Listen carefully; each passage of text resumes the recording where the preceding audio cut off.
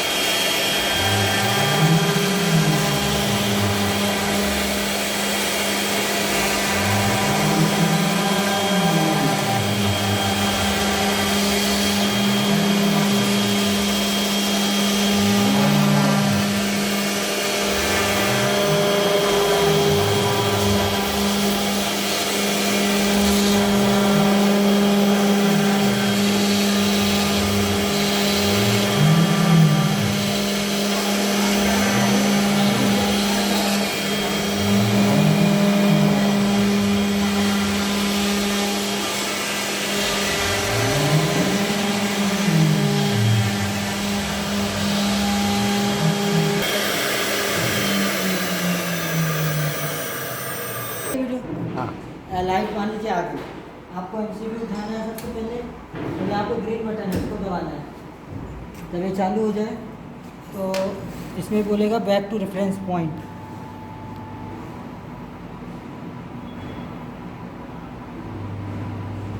Okay दबाना है, machine homing होगी, ये होमिंग लिखा हुआ है। ये जब तक यहाँ से हट नहीं जाए तब तक कुछ भी नहीं करना।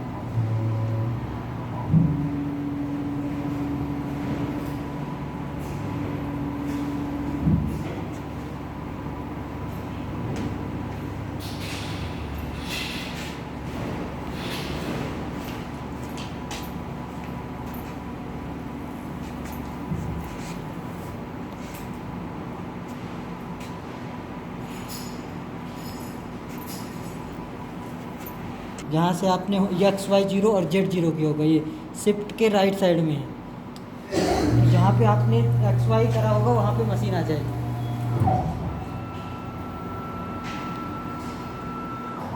फिर उसके बाद जहाँ पे रोका है उसके लिए स्टार्ट करने के लिए ये शिफ्ट बटन है।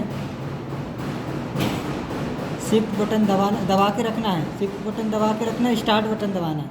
यहाँ पे आएगा breaking point, okay.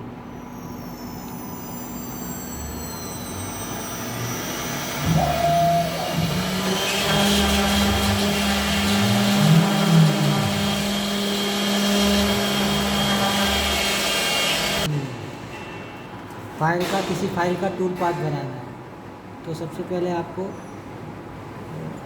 Art cam में जाना है। आर्ट कैम के लिए ये ओपन किया आर्ट कैम,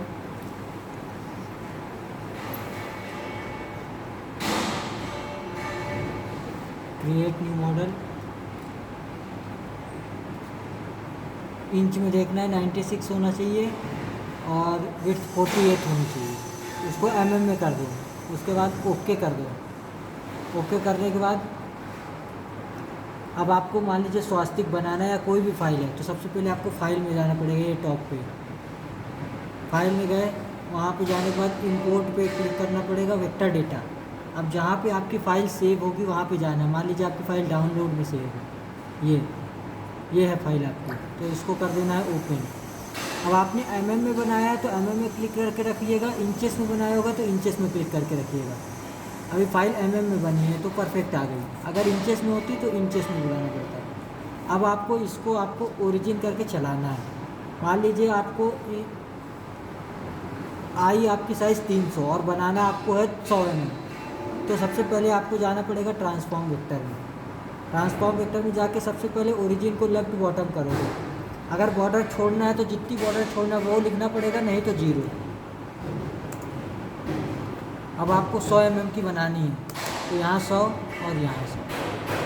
अगर ये टिक रहेगा तो इसके प्रोपोर्शनली आ जाएगा, और टिक नहीं रहेगा तो आपको मैन्युअली वैल्यू डालनी पड़ेगी। अप्लाई, ये 100 mm का बन गया। ये हो गया आपका टूल मतलब सेट हो गया। अब आपको इसका टूल पाथ बनाना है। सबसे पहले टूल पाथ में जाएंगे। टूल पाथ में 2D टूल पाथ में 2D profile, outside inside depend करता है आपके ऊपर, आउटसाइड चलाना है कि इनसाइड चलाना है। स्टार्ट डेप्थ हमेशा 0 रहेगा। फिनिश डेप्थ मटेरियल जितनी है, अभी आपने जो ACP लगाई वो 5 mm की है तो यहाँ 5 आएगा। अलाउंस हमेशा 0 रहेगा। टोलरेंस 0.01 रहेगा।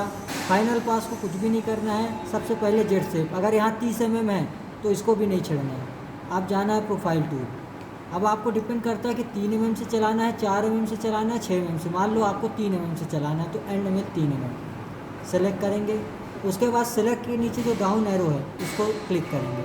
2D कटिंग में हमेशा स्टेप ओवर 0 रहता है। 2D कटिंग में स्टेप ओवर 0 रहेगा। अगर इसी की जगह अगर एरिया क्लीनिंग होता तो टूल का आधा आता, मतलब यहाँ 1.5 mm आता। अब स्टेप डाउन 3 mm का टूल है और 5 mm की सीट है, मतलब फिनिश डेप्थ आपका 5 है तो 3 mm के टूल से 5 mm चला जाएगा, इसलिए लिख देंगे डायरेक्ट 5।